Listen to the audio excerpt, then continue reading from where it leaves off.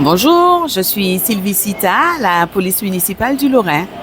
Bonjour, je suis Dalfraz Nadiège de la police municipale du Lorrain.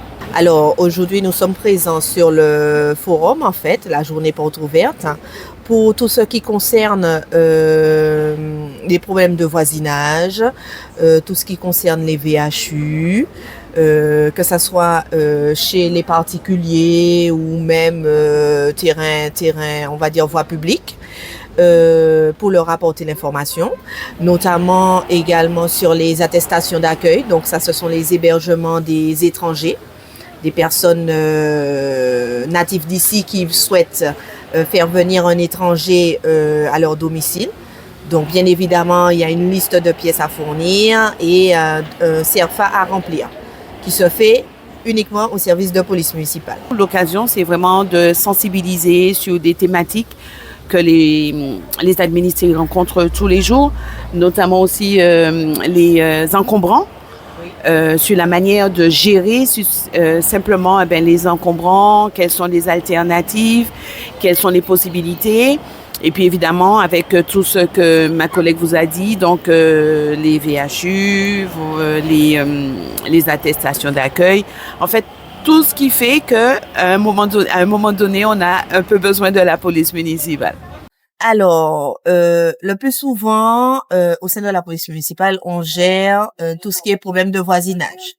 Alors, les gens rencontrent souvent des problèmes liés à soit le bornage, soit un problème de personnes avec le voisin.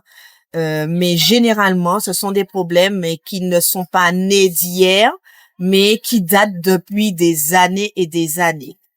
Donc, voilà. La police municipale, nous sommes une police de proximité. Lors de nos interventions, comment je pourrais dire ça? Lors de nos interventions, notre action, c'est plus sur la médiation pour trouver un terrain d'entente entre les deux parties.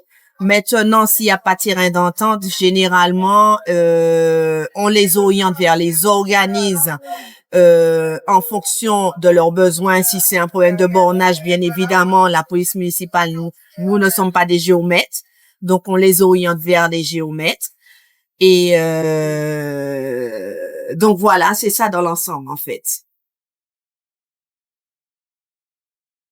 Donc je suis Fred de Tali Control de France Victimes Martinique. Je suis travailleur social.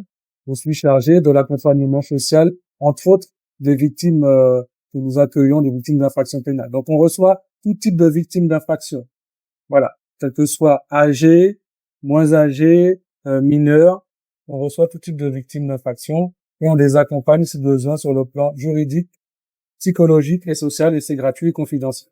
Donc notre rôle, c'est d'informer, donc dans un premier temps, les personnes victimes d'infractions pénales, donc les personnes qui ont besoin d'informations sur justement si elles ont été victimes d'une infraction type vol, violence, agression, accident de la circulation avec des vies de fuite, etc. Donc ça constitue des infractions pénales.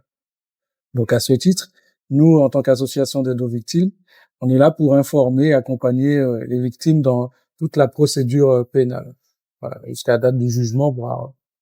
Alors en fait, on a des permanences, des lieux de permanence sur toute la Martinique, et on reçoit les personnes dans ce cadre-là, exclusivement dans des bureaux dédiés pour accueillir l'équipe de France Victimes Martinique et la victime. Donc par exemple, je donne un exemple, on a notre siège social qui se trouve au Lamentin, donc à l'antenne de justice et du droit du Lamentin. On a l'antenne de justice et du droit de Sainte-Marie, et puis des France Services comme Vauclin, Lorrain, et puis d'autres aussi lieux où on va accueillir les victimes dans des endroits prévus à cet effet. Donc, ça va être dans un premier temps d'accueillir et d'entendre votre histoire, donc, et comprendre votre demande. Et à partir de là, si vous souhaitez, par exemple, déposer plainte, on vous explique comment le faire. On va pas le faire avec vous, on va pas vous accompagner, sauf si j'ai une personne vraiment vulnérable et qu'elle nous autorise à l'accompagner au poste. C'est déjà arrivé, pas beaucoup de fois. Mais sinon, Notre rôle, c'est d'accompagner les victimes. Par exemple, si vous souhaitez à ce moment-là, vous avez déposé plainte, mais vous souhaitez connaître la suite de la procédure.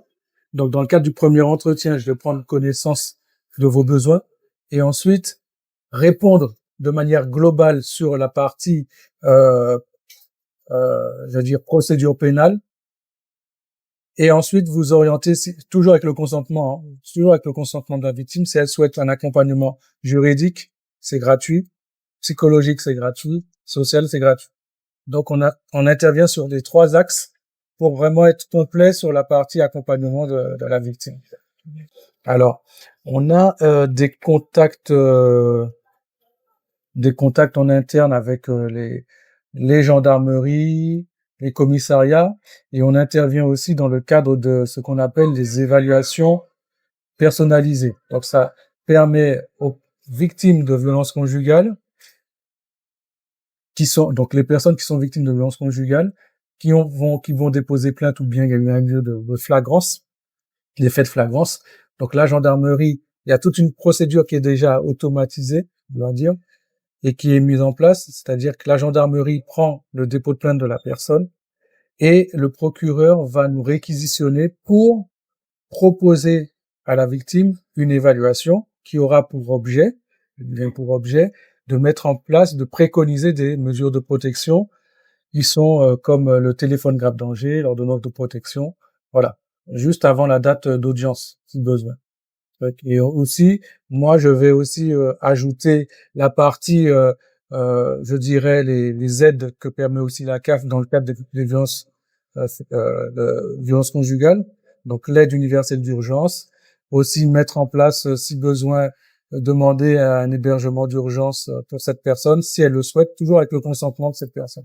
Voilà. Alors, à partir du moment où une personne est, par exemple, violentée sur le territoire français, il y a une plainte qui se met en place. Et à partir de là, c'est la priorité, c'est de la prendre en charge et de s'occuper de cette personne. C'est ça, voilà, c'est la priorité. Donc, dans le cadre de cette plainte-là, on peut lui permettre d'avoir les mêmes, je dirais, accès qu'un Martiniquais, qu'un Guadeloupéen. Donc, il n'y a pas de problème par rapport à ça. Maintenant, si cette personne n'a pas été victime et qu'elle recherche un hébergement, là, on va l'orienter dans d'autres structures spécialisées pour cela. Parfois, il y a des structures telles que la Croix-Rouge qui accueillent les personnes qui sont dans le cadre de victimes de prostitution, dans les réseaux de prostitution, qui sont spécialisés dans ça. On intervient dans le cadre des catastrophes aussi naturelles, donc à grande échelle. Et chaque association d'aide aux victimes intervient post-sententiel, c'est-à-dire après les faits, pour permettre en tout cas aux victimes de pouvoir être aidées dans la procédure justement d'indemnisation en cas de, voilà, lorsque les fonds ont été débloqués, comment faire, j'ai besoin de telle pièce, etc. Donc là, on est aux côtés des victimes pour préparer justement les demandes d'indemnisation, entre autres, et rassembler les documents nécessaires pour permettre d'avoir réparation. Je pense que oui, puisque en fait on a par année en moyenne 1500 personnes confondues qu'on reçoit au sein de nos permanences. On a sur le BAV, donc le bureau d'aide aux victimes qui est au tribunal judiciaire. On a plus de la moitié de cette plus de la moitié de cette masse, on dira, qui est reçu par le bureau d'aide aux victimes. Voilà. Et on a aussi un bureau d'aide aux victimes par extension à la cour d'appel aussi. Donc oui, généralement les personnes, soit parce qu'elles ont déposé plainte, sur le dépôt de plainte, il y a des informations pour se rapprocher de nos services, c'est inscrit, ou bien quand elles n'ont pas déposé plainte, certaines personnes ont entendu parler de France Victime Martinique, avant ça s'appelait Adavine. Donc on est là depuis depuis 2005, si mes souvenirs sont bons. Donc, on existe depuis un petit moment quand même. On va bientôt fêter nos 20 ans. Victimes plus jamais seules. Donc, permettre aux victimes de ne plus être isolées, seules, avec la problématique qu'elles doivent déjà régler, plus leur quotidien, ça fait beaucoup. Et se retrouver avec un référent plutôt que plusieurs référents et se sentir soutenus dans l'avancement de la procédure dans laquelle elles sont. Alors, Jean-Claude Bellumeur, chargé de relations clients pour l'URSSAF de la CGSS de la Martinique. Donc, nous sommes présents, nous faisons beaucoup d'allées vers les entreprises, les futurs créateurs d'entreprises, les indépendants, les auto-entrepreneurs. Et notre objectif, c'est de leur montrer que nous pouvons les accompagner on va dire, dans l'organisation administrative de leur activité professionnelle. Donc, nous sommes là aussi pour les orienter vers peut-être d'autres embauches s'il y a des difficultés ailleurs. Alors oui, effectivement, nous préconisons le rendez-vous parce que ça nous permet de préparer ce rendez-vous déjà en visionnant le dossier pour savoir s'il y a vraiment des éléments s'il faut retourner dans les archives, s'il faut faire une analyse technique approfondie, une expertise. Donc, nous pouvons recevoir aujourd'hui et donner un rendez-vous après pour mieux apprécier le dossier et voir peut-être des gens qui ont une compétence plus spécifique dans certaines données. Donc, nous sommes ouverts à ce genre de possibilités. Alors, généralement, dans notre système de dispositif, il y a une automaticité d'envoi de courrier, d'avis amiable pour leur expliquer qu'ils ont une difficulté financière, ils ne sont pas à jour de leur cotisation. Par la suite, une mise en demeure, et c'est par la suite qu'il y a vraiment, on va dire, la période contentieuse pure où on passe dans une contrainte difficile. Donc, quand quelqu'un est en difficulté, nous attendons que cette personne tout de suite nous interpelle, nous sollicite, afin de mettre en place un accompagnement. Donc, généralement, quand c'est une difficulté financière, ce problème de paiement de cotisation, nous pouvons proposer des délais, donc, bien sûr encadrés, parce que il faut savoir que nous ne pouvons pas réglementairement faire des délais sur la cotisation salariale pour les entreprises. Donc, pour les indépendants, il n'y a pas de différence. Donc, on peut faire plus facilement un échéancier. Tandis que pour les entreprises, nous pouvons étaler, faire comme des accords ou bien accompagner la personne pour qu'elle puisse mettre en place cette échéance. Donc, nous sommes à leur disposition. Nous espérons toujours que la personne vienne assez tôt avant d'arriver chez les dossiers. Bien entendu, nous sommes bienveillants, donc il n'y a aucune crainte. Et nous sommes là pour trouver la meilleure solution et pour accompagner et pour montrer que la CGSS, c'est aussi la relation avec la population et avec l'usager. Bonjour à tous, merci de cette visite. Eh bien, nous sommes, comme vous voyez, la banderole derrière moi indique une association, loi 1901. Nous sommes basés au Lorrain et cette association s'appelle Aide et soutien à la personne humaine. Nous œuvrons sur toute l'île, mais en ce qui regarde la médiation familiale aujourd'hui, nous représentons donc le service de médiation familiale de l'association Aspire Plus. Cette association a pour but de, comme il est indiqué, accueillir, soutenir, prévenir, insuffler, responsabiliser, épanouir, sur plusieurs plans. L'écoute, l'accompagnement psychologique, le développement personnel, la parentalité, la réussite scolaire et éducative. Et puis, nous avons ajouté pour les personnes âgées des cours de yoga actuellement et ce service de médiation familiale. Nous sommes en relation avec la France Service du Lorrain et nous animons une permanence que tient cette jeune dame qui est à côté de moi. Une fois par mois, quand on peut, ça va dépendre. Alors, j'ai trois casquettes. Je suis la directrice de l'association qui seconde le président et je suis la coordinatrice de ce service avec Madame Pinault qui va se présenter elle-même. Et je m'occupe du soutien psychologique au sein de la cellule psychologique du service de médiation. Parce qu'en médiation familiale, il y a des personnes qui sont en difficulté émotionnelle, en tension, en conflit perpétuel, donc il faut les aider à travers la médiation, à assouplir les conflits. Elle va vous expliquer comment et pourquoi. Mais moi, c'est plus la partie de soutenir le mental, le psychisme de la personne qui est parfois très éprouvé par tout le processus de séparation des enfants, de la personne qu'on a aimée, etc. Voilà. Bonjour tous, je suis Lydia Pinault, médiatrice familiale au sein de l'association Inspire Plus. La médiation familiale, c'est un processus de construction ou de reconstruction du lien familial axé sur l'autonomie et l'indépendance des personnes en situation de rupture. Tout ça pour vous dire qu'aujourd'hui, vous avez la possibilité de régler par vous-même vos différends familiaux. Mais pour ce faire, il faut être accompagné d'un professionnel, un médiateur ou une médiatrice qui est neutre, impartial et qui respecte la confidentialité des propos qui sont tenus en médiation.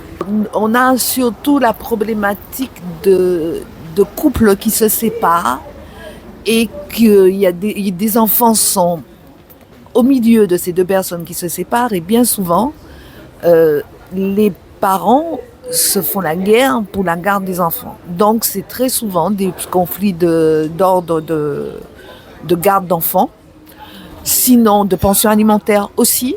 Pour ajouter juste un détail, ça peut regarder par exemple les choix faits au niveau de l'éducation. Ça peut regarder les choix faits au niveau des loisirs. Ça peut regarder par exemple le fait qu'un parent veut partir en voyage alors que c'est la période du droit de garde de la mère. Le père veut partir en voyage. Alors il faut bien sûr un médiateur qui permette aux deux parties de s'écouter. Parce que parfois, il y a des ruptures de communication entre les deux parties qui empêchent les accords, le bien-être relationnel de s'établir. L'objectif de la médiation, c'est de les faire trouver un terrain d'accord. Donc c'est vrai que nous ne sommes pas des magiciens. On essaie déjà de les faire s'entendre, déjà de les faire se rencontrer. C'est déjà la première difficulté. La deuxième, c'est de renouer le dialogue parce que ces personnes sont que dans l'émotion et n'arrivent pas à s'entendre. Il y en a un qui dit vert, l'autre qui entend en bleu. Donc, à travers une posture, à travers des reformulations, on arrive déjà à les faire s'entendre. À partir de ce moment-là, chacun peut exprimer son ressenti, peut exprimer ses souhaits, et c'est à ce moment-là que la médiation commence en elle. Ce que Mme Pinault est en train de dire, c'est qu'elle met une espèce de atmosphère, elle prépare un milieu, une ambiance qui facilite le fait qu'on puisse écouter l'autre différemment qu'on a fait jusqu'à présent. Parce que jusqu'à présent, on était dans la rage, dans la colère, dans l'envie de se venger. Tu m'as fait, tu m'as quitté, etc. Là, on est obligé de se poser 2 minutes. Et j'insiste dans la partie psychologique pour le bien des enfants.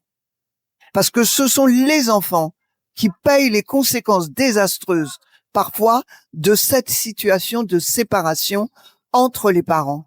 Donc la médiation a pour but de recréer la coparentalité. Nous sommes d'ailleurs enregistrés au ministère de la Justice, labellisés par eux et conventionnés par eux pour réaliser ce service. Et le slogan du ministère, c'est coparentalité, responsabilité partagée. Ça veut dire que le père, la mère ont tous les deux la responsabilité légale de l'enfant. Mais beaucoup d'entre nous pensent que si je me sépare de toi et que je trouve que tu as tort, je vais exercer sur toi une espèce de contrainte de pouvoir et dire non, non, il n'a pas le droit de voir l'enfant, c'est moi qui l'ai mis au monde. Les femmes parfois pensent cela. Et j'essaye de leur expliquer que cette toute-puissance féminine ne sert pas l'enfant, parce que l'enfant a besoin d'un père et d'une mère. Le papa peut être un mauvais mari ou ex-mari ou mauvais compagnon ou qui ne se comporte pas selon les désirs de la femme avec qui il a conçu l'enfant. Mais ça ne veut pas dire qu'il n'est pas un bon père. Donc nous redonnons aux pères leur place au sein de cette association dans ce qu'on appelle la coparentalité, responsabilité partagée pour le bien psychique des enfants. Parce que je vous assure, je travaille dans les écoles, je travaille en médiation avec Madame Pinault et je vois dans les détresses psychologiques qu'ont les enfants, l'origine du mal, l'origine de la souffrance, elle est souvent liée à la séparation des parents. Oui, c'est difficile, oui, c'est compliqué parce qu'ils se disputent, parce que les portes claquent, parce que j'entends des gros mots, l'un dit du mal de l'autre, je n'en peux plus, les enfants me le disent. Alors qu'est-ce qu'on fait? On essaye de faire comprendre à l'enfant que on va le protéger de cette souffrance et la médiatrice va aider papa et maman à trouver un accord. La conciliation, c'est quelqu'un qui vous accompagne et qui trouve des solutions à votre place, en tout cas. Même si elle en trouve pas, elle vous donne des idées, elle vous montre là où vous faites erreur quelquefois. En fait, elle vous accompagne tout le long. Le médiateur n'est pas là pour accompagner. Il est là pour renouer le dialogue. C'est un facilitateur de la communication. Il trouve pas de solution à votre place. Bien au contraire, il ne donne ni avis, ni conseil. C'est vous qui allez chercher au fond de vous les solutions. C'est vous qui connaissez votre problème. C'est vous qui allez trouver les solutions. Et quelquefois, je vous disais que ces personnes avaient une imagination vraiment très, comment dirais-je, elles trouvaient en tout cas des ressources en elles pour trouver, c'est elles qui connaissent leurs conflits. Donc c'est plus facile pour elles de trouver des solutions plutôt qu'on leur impose quelque chose. Heureusement qu'il y a la médiation familiale pour que chacun puisse trouver sa place, sa vraie place dans la famille. Merci. Alors bonjour, je suis Madame Jourdain Ingrid de l'association du CLAGE, donc le comité local pour le logement autonome des jeunes de Martinique, et je suis médiatrice sociale au sein de cette association. Alors le rôle au sein de cette journée, c'est essentiellement, ça a deux volets, on va dire. On va essayer de sensibiliser les jeunes, puisqu'on est une association qui accompagne les jeunes de 16 à 30 ans pour la recherche de logements autonomes. Donc déjà il y a ce volet-là, et puis l'autre volet, c'est de sensibiliser aussi les propriétaires pour les convaincre également de nous confier leurs biens à louer justement pour ces jeunes, de façon à louer solidaire également pour les jeunes de la Martinique. Au sein de cette association, justement, on vise à communiquer suffisamment pour qu'ils puissent connaître l'association, donc par le biais de permanences auprès des France Services, des journées portes ouvertes, avec d'autres partenaires également. Donc en général, les jeunes, oui, ils viennent assez régulièrement au sein de l'association. N'hésitez pas en tout cas à vous rapprocher du CLAGE, puisqu'on est une association, on a vraiment cette vocation à pouvoir accompagner, aider les jeunes à trouver des solutions de logement. On sait que c'est pas facile quand on démarre dans la vie de pouvoir justement trouver un propriétaire ou un bailleur pour nous louer un bien. Et justement, cette association-là vise à accompagner. Donc les jeunes, en fait, quand ils iront sur la plateforme du CLAGE Martinique, donc ils s'inscrivent, ils déposent leurs documents. Ensuite, forcément, ça va générer un rendez-vous avec un conseiller qui justement va procéder à une évaluation de leur situation pour voir si effectivement s'ils ont des ressources, s'ils sont étudiants, s'ils sont boursiers, si les parents aussi ils accompagnent pour justement la location de ce bien. Il y a plusieurs paramètres qui seront étudiés, qui seront analysés, et en fonction de la situation, on sera à même de savoir si on peut accompagner ce jeune vers un logement privé ou vers un logement social. Voilà, et si on peut également l'orienter vers d'autres sujets auprès d'autres partenaires également. Alors, on fonctionne essentiellement avec la garantie Visal, qui est un dispositif un dispositif, une personne morale qui vise vraiment à sécuriser le paiement du loyer, des impayés de loyer, et également les dégradations de biens. Donc nous, on travaille exclusivement avec la garantie Visal. Donc ils vont simplement sur le site www.visal.fr, ils répondent aux questions, ils déposent leur justificatif, et Visal justement va sécuriser un montant qui va justement nous permettre d'avoir une indication sur le montant du bien qu'on va leur proposer ou pas. Alors monter un dossier, il n'y a pas forcément de dossier à monter, puisque le jeune est censé être autonome. Donc c'est en s'inscrivant sur le CLAGE, il va justement déposer ses papiers. Et puis s'il manque d'autres papiers, à ce moment-là, on pourra, lors de l'évaluation, lui dire qu'il faudra tel ou tel document à rajouter. Mais il est assez autonome pour justement déposer sa demande lui-même. Ou s'il a besoin, à ce moment-là, il peut se rapprocher auprès de l'accueil, la cellule de guidance qui va justement l'aider ou l'accompagner pour déposer ses papiers. Tout type de situation dès qu'ils ont entre 16 et 30 ans. Voilà, puisque l'évaluation va permettre justement de déterminer dans quelle mesure on peut les aider ou pas. Donc, effectivement, on travaille avec des bailleurs privés, donc des propriétaires et des bailleurs sociaux également, donc les bailleurs sociaux de l'île, qui effectivement peuvent nous confier des offres en location, donc des studios F1, F3, F2, F3, ou également on fait de la colocation également. Donc le deuxième volet justement du CLAGE, c'est également l'agence immobilière. Cette journée aussi vise à sensibiliser aussi les propriétaires s'ils ont envie de louer un bien, de louer solidaire pour les jeunes de l'île. de se rapprocher de nous parce qu'il y a énormément d'avantages de passer par le CLAGE pour louer un logement, que ce soit un petit studio ou autre. C'est-à-dire quand on accompagne les jeunes, on a vraiment cette visée éducative, c'est-à-dire qu'en fait on va par le biais d'ateliers qui sont obligatoires, on va informer le jeune sur ses droits, ses obligations, sur comment élaborer un budget. Ils sont vraiment formés avant d'être mis dans un logement et même en étant même dans le logement, il y a un accompagnement qui est fait avec ces jeunes-là. Et l'agence immobilière également a également d'autres intérêts dans le sens où elle va accompagner le propriétaire pour la gestion de son bien. Et c'est là tout l'intérêt également du CLAGE, justement, on a des professionnels, des médiateurs sociaux. Le fait d'avoir justement des professionnels permet justement de faire ce lien entre propriétaires et locataires pour justement régler les différents conflits. Mais écoutez, rapprochez-vous du CLAGE. Hein. Le CLAGE a vraiment cette vocation, on trouve... il y a des associations qui aident les jeunes, mais en tout cas, le CLAGE a vraiment cette vocation et le désir d'accompagner les jeunes martiniquais de 16 à 30 ans pour vraiment trouver des solutions de logement. Le logement est quand même le point de départ du début d'une vie, que ce soit pour des études, se mettre en ménage ou autre. Le CLAGE a vraiment l'envie et cette vocation d'accompagner nos jeunes martiniquais vers ce début d'autonomie. Bonjour, Hervé Balmy, conseiller à l'Agence France Travail de Sainte-Marie. Alors bien sûr, dans le cadre, je ne vais pas dire du partenariat, mais nous sommes toujours en tout cas en synergie avec les services publics associés pour venir en proximité auprès des usagers pour répondre à leurs interrogations. Donc forcément,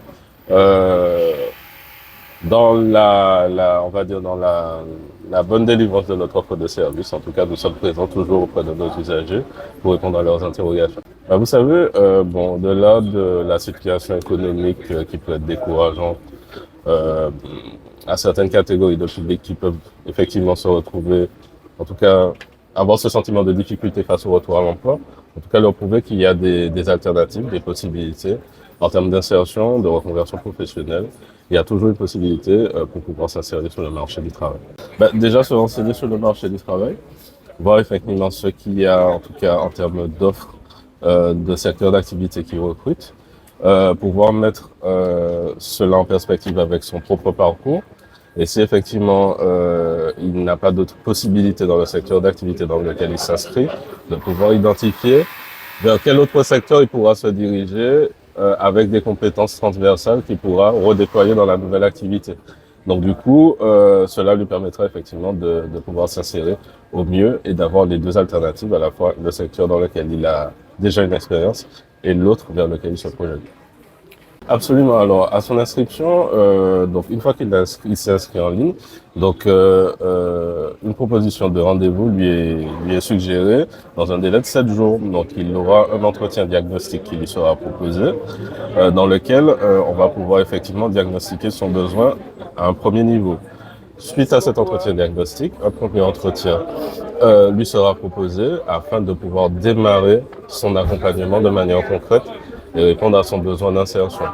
Dès cet entretien, il a un conseiller référent qui lui est attribué, qui devient son interlocuteur privilégié et qui l'accompagnera effectivement dans ses démarches de recherche d'emploi ou de reconversion professionnelle. Qu'est-ce que j'ai à dire aux usagers? Ne pas se décourager, tout simplement. La conjoncture actuelle est ce qu'elle est. Mais en tout cas, il y a une possibilité d'insertion et d'avenir pour tout un chacun. Donc ne pas se décourager. Faire confiance quand même à l'institution. France Travail, bien sûr, est là pour vous accompagner. Nous sommes là pour vous écouter, vous donner les meilleurs conseils pour pouvoir concourir à une insertion optimale et à la réalisation éventuellement de vos projets. Donc, bonjour, Ghislaine Poirier, chargée de la relation partenariale à la CAF. Donc aujourd'hui, nous sommes ici parce que la France Service est un de nos partenaires privilégiés. Et comme nous travaillons surtout sur la proximité vers l'aller vers, donc c'est pour cela que nous sommes là aujourd'hui, pour présenter certes nos prestations, notre offre de services surtout dématérialisée, mais aussi pour inciter la population à venir à la France Service, à connaître les informations les aides que peuvent leur apporter les agents de la France Service. Objectif principal, c'est surtout mettre à jour leur dossier pour qu'ils puissent être, qu'on soit au fait et qu'on puisse pouvoir leur payer le bon droit, le juste droit. Alors, tout dépend. Nous avons des dossiers prioritaires comme des prestations telles que le RSA, l'AH, l'allocation adulte handicapé ou enfant handicapé. Ces dossiers sont prioritaires. Nous avons un délai de traitement. Si le dossier est déposé à temps, d'un délai de traitement de 7 à 10 jours, mais le paiement après est de l'ordre de 15 jours. Concernant les autres dossiers, par exemple, tels que l'aide au logement, le délai est de 1 mois. Mais la plupart du temps, nous essayons d'ailleurs, nous faisons un maximum pour traiter pour maintenir nos objectifs et même aller au-delà. Alors, je suis Fabienne Boussoko, je suis assistante sociale à la CGSS Martinique, précisément à l'action sociale. D'accord. Alors, notre rôle ici, c'est de présenter les missions du service social, les aides que les personnes auxquelles les personnes peuvent accéder, que ce soit les aides pour les retraités, les personnes malades, les personnes en arrêt de travail, voilà. Les panels d'offres de services que l'action sociale peut proposer aux personnes. Alors, en général, quand on fait des journées portes ouvertes, oui, parce que souvent les personnes ont des besoins concernant alors la CGSS, la retraite, l'équipement, l'habitat. Donc, quand il y a beaucoup de professionnels présents, c'est l'occasion. C'est une approche, c'est d'aller vers le public et ça leur permet d'avoir les informations plutôt que de se déplacer en dehors de la ville du Lorrain parce que la plupart des administrations sont situées sur le centre, sur la CACEM. Donc, ça leur permet d'avoir les administrations qui viennent à leur rencontre sur leur commune et d'avoir une information précise. À faire leur dossier d'ASPA, oui. On les accompagne à monter le dossier d'ASPA. Alors, c'est-à-dire que aujourd'hui, si la personne veut un rendez-vous, on va prendre ses coordonnées, on va la recontacter. Donc, du coup, dans le cadre d'un accompagnement, il y aura un accompagnement par la suite.